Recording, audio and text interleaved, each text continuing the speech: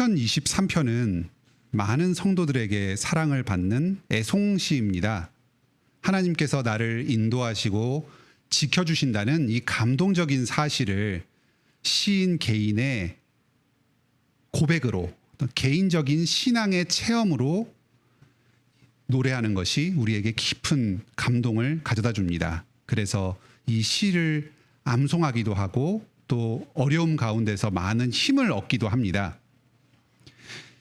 이 시에서 중요한 부분을 두 가지를 말씀드리겠습니다. 먼저 시인은 사망의 음침한 골짜기에서도 여호와는 나의 목자시다 고백을 합니다.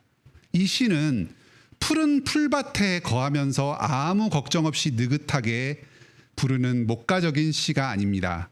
여호와는 나의 목자시라는 이 사실, 지금도 주님께서 나를 다스리시고 인도하신다는 이 사실이 내가 삶 가운데서 아무 어려움도 없고 항상 푸른 풀밭과 같은 곳에서 안전하게 걱정 없이 느긋하게 지낸다는 사실을 의미하지 않습니다.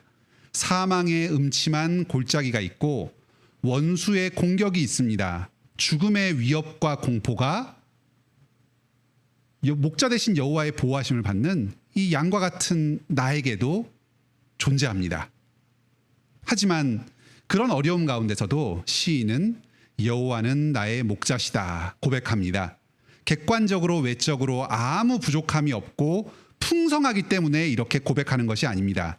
여러 어려움과 부족함이 있지만 여호와가 나와 함께 계시고 나의 목자가 되시니까 내가 주님 한 분만으로 만족합니다. 아무 부족함이 없습니다.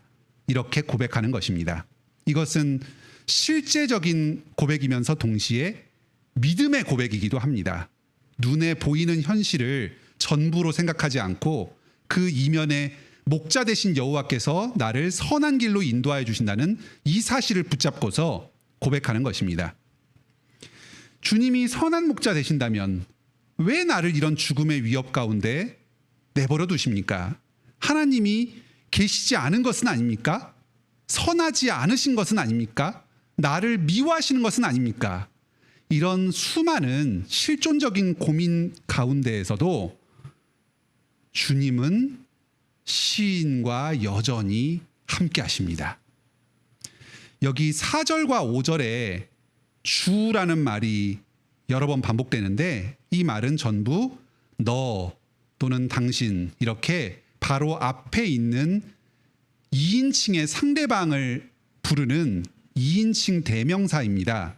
하나님이 계시지 않은 것만 같이 느껴지는, 어디서도 하나님을 찾아볼 수 없는 것 같은 죽음의 음침한 골짜기 가운데서도 원수의 직접적인 공격 앞에 노출되어 있는 위험천만한 상황 가운데서도 바로 곁에 계신 하나님과 대화를 나누고 있습니다.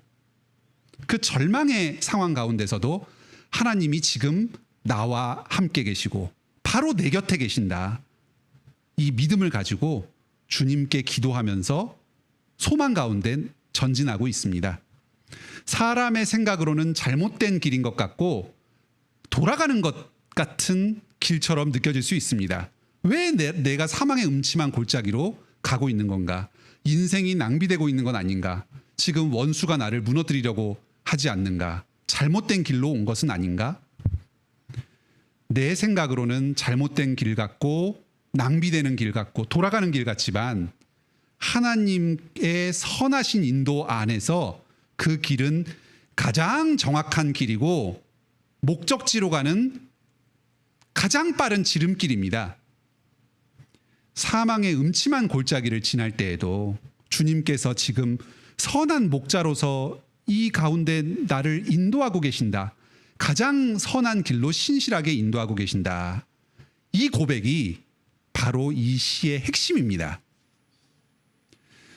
주님께서는 우리를 목자로서 인도하실 때 어디 저 수렁 같은 어두운 곳으로 가라고 몰아넣고 저 멀리서 잘 가고 있나 없나 한번 보자 하고 원격에서 조종하시는 그런 목자가 아니십니다. 나의 고통을 체휼하시고 함께 슬퍼하시고 눈물 흘리시면서 아파하시면서 나와 함께 그 사망의 음침한 골짜기를 다니시는, 스스로도 나의 그 고통을 온전히 함께 감당하여 주시는 임마누엘이신 하나님이십니다. 지금도 이 우리 성도들 가운데에 힘겨운 고난의, 그 인생의 고난의 터널을 통과하고 계신 분이 있으신 줄로 압니다. 이 사실을 꼭 기억합시다. 지금 이 순간에도 목자 되신 여호와께서 나와 함께 하시고 나를 인도하고 계십니다. 선한 길로 나를 끌고 가십니다. 이 사실을 굳게 붙드시고 고난 가운데서도 위로를 얻으시기 바랍니다. 다음으로 이 시에서 주목할 또 다른 점은 하나님께서 나의 선한 목자 되어주시는 이유가 나에게 있지 않다는 것입니다. 오늘 이 본문을 자세히 살펴보면은 내가 뭘 했다 이런 내용이 전혀 안 나옵니다. 전부 다 하나님께서 목자로서 내게 어떠한 복을 베풀어 주셨는가, 어떻게 행하셨는가 하는 내용이 나옵니다. 모든 문장의 주어가 주님입니다. 주님께서 인도하시고 나를 지켜주시고 결국은 여호와의 집에 도달하게 하십니다. 내가 잘나서, 내가 선하고 나에게 무언가 볼 것이 있어서 나를 택하여 주시고 나의 목자 되어 주신 것이 아닙니다. 하나님께서 내 목자 되시는 이유는 그분의 이름을 위하여, 또 그분의 선하시고 인자하신 성품 때문입니다. 나로서는 도대체 나를 왜 택하셨는가? 왜 주님의 백성으로, 주님의 양떼로 나를 불러주셨는가? 도무지 내 안에서는 그 이유를 찾을 수가 없습니다. 나와 같이 못나고 부족하고 연약한 사람을 무슨 선한 것이 있어서 주님의 백성으로, 구원받을 자로 택하여 주시고 인도하여 주시는가?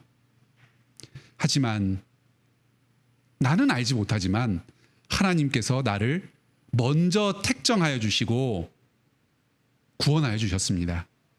사랑해 주셨습니다. 그리고 그 사랑 끝까지 변치 않고 나를 버리지 않고 영원히 인도하여 주십니다. 나로서 할 일은 다만 주님의 인도에 순종하는 것입니다. 주님께서 양을 치십니다. 혹시 잘못된 길로 가게 되면 툭툭 건드려 가지고 바른 길로 가도록 인도하십니다. 다 내가 바른 길을 가도록, 잘못된 길로 넘어지지 않도록 나 잘 되라고 인도하여 주시는 것입니다. 아프게 느껴지기도 하고 귀찮기도 합니다. 하지만 이 모든 것이 주님의 그 선하심과 인자하심의 뜻이 이루어지는 것입니다. 오늘날로 치면 이 주님의 인도하심을 따르는 것은 말씀에 순종하는 것입니다. 내 생각과 뜻과 말씀의 가르침이 다르더라도 하나님께서 참 선하신 분이시고 나의 지혜보다 더 뛰어나신 분이시다. 나보다 내 인생을 더 잘 아신다. 이것을 믿고서 말씀에 순종하면서 따라갑니다. 그러면 결국은 나를 형통케 하시고 내 인생의 결국이 여호와의 집에 영원히 거하는 것으로 인도하여 주실 것입니다. 예수님께서 바로 우리들에게 이 선한 목자가 되십니다. 나는 선한 목자다. 선한 목자는 양을 위하여 목숨을 버린다. 이 시편 23편에 나온 모든 복을 예수 그리스도께서 우리에게 주십니다. 하지만 예수님께서는 나의 선한 목자가 되기 위해서 큰 대가를 치르셔야 했습니다. 사망의 음침한 골짜기에서 내가 해를 당하지 않도록 예수님께서 사망의 고통을 감당하셨습니다. 내가 원수의 앞에서 승리하고 하나님의 상에 영원히 참여하도록 하기 위해서 예수님께서 원수들에게 멸망당하셨습니다. 하나님의 집에서 완전하게 쫓겨나셨습니다. 그로 말미암아 내가 여호와의 집에 영원히 거할 자격과 권리를 얻게 되었습니다. 세상의 많은 사람들이 나를 따르고 의지하라 합니다. 가족 중에, 친구 중에, 또 사랑하는 사람 중에, 직장 상사와 또 정치가가 자기를 참된 목자라고 스스로를 내세우면서 나만 따라오면 성공한다, 행복이 펼쳐질 것이다 유혹합니다. 하지만 그 어떤 사람도 자기의 양을 위해서 스스로의 목숨을 대신해서 내어주는 사람은 아무도 없습니다. 오직 예수 그리스도뿐입니다. 선한 목자 되신 예수 그리스도만 의지합시다. 그분의 인도를 따라가며 그분의 말씀에 순종합시다.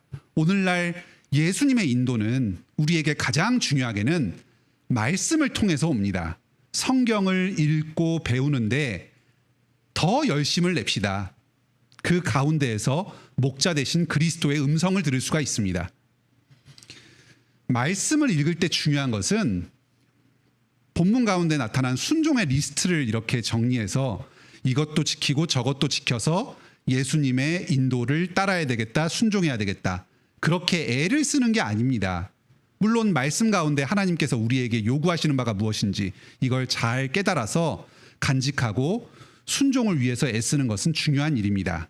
하지만 그것보다 더 중요한 것은 말씀을 읽음으로 하나님께서 행하신 사랑의 일, 구원의 일을 깨닫고 이를 통해서 우리의 생각과 마음이 변화되는 것입니다.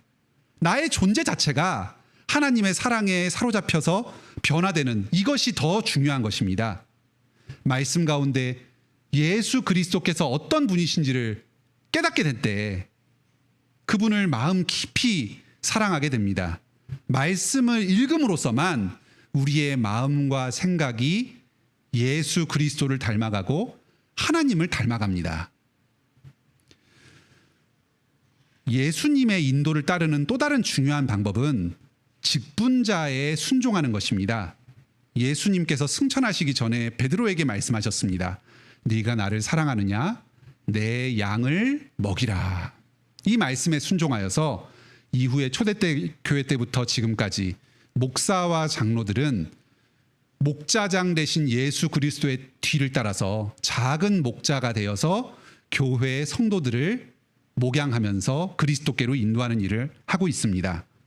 또 부모가 각 가정에서 작은 목자가 되어서 자기에게 맡겨주신 그 자녀를 그리스도께로 인도하고 있습니다. 넓게는 우리 모든 성도들이 각자가 작은 목자가 되어서 주변에 있는 성도들, 자신에게 맡겨진 사람들을 그리스도께로 인도하는 일을 하고 있습니다. 직분자가 그리스도의 뒤를 따라서 우리를 목양할 때에 그 가르침에 순종합시다. 예수님의 인도가 막연하고 추상적인 것이 아닙니다. 뭐 예수님의 인도를 따른다 하고 감상적으로 생각하고 마음으로만 먹는다고 예수님의 인도하심을 자연스럽게 따르게 되는 그런 게 아닙니다. 구체적으로 말씀을 읽음으로써 또 하나님의 직분자의 말에 순종함으로써 나에게 그리스도의 인도가 옵니다. 또한 이렇게 말씀과 직분자를 통해서 그리스도의 뒤를 따르는 우리가 또 다른 작은 목자가 되어서 다른 사람들을 그리스도께로 인도하는 일을 합시다. 무엇보다도 양들을 위해서 자기 목숨을 버리신 예수 그리스도를 따라서 내가 섬기는 사람들을 위해서 나의 목숨까지도 내어주며 사랑합시다. 예수님께 내가 죄인이었고 반항하는 참 완고한 양이었던 것처럼 내가 섬기는 그 사람, 나에게 맡겨진 그 양들 또한 죄인입니다. 나의 자아를 죽이는 모욕과 고통을 감당할 때가 있습니다. 자신에게 선을 베풀려고 하는 나를 오히려 공격하고 거스르려고 합니다. 나는 선한 목자라 선한 목자는 양들을 위하여 목숨을 버린다. 예수님께서 여러분께 선한 목자가 되어주셨으니까 여러분께서도 여러분에게 맡겨진 사람들에게 선한 목자가 되어주시길 바랍니다. 오늘은 크게 4가지 말씀을 들었습니다. 먼저 사망의 음침한 골짜기에서도 하나님께서는 선한 목자가 되십니다. 항상 나와 함께 하시고 나를 지켜주십니다. 다음으로 나의 무엇이 아니라 하나님의 이름을 위하여 하나님의 선하심과 인자하심 때문에 나에게 선한 목자가 되십니다.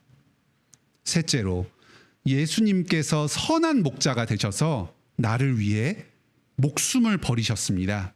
마지막으로 말씀과 직분자를 통해 오늘도 예수님의 인도를 받읍시다. 그리고 우리도 다른 사람에게 선한 목자가 됩시다. 선한 목자 되신 그리스도와 동행하면서 기쁨의 인생길을 걸어가는 여러분들이 다 되시길 바랍니다.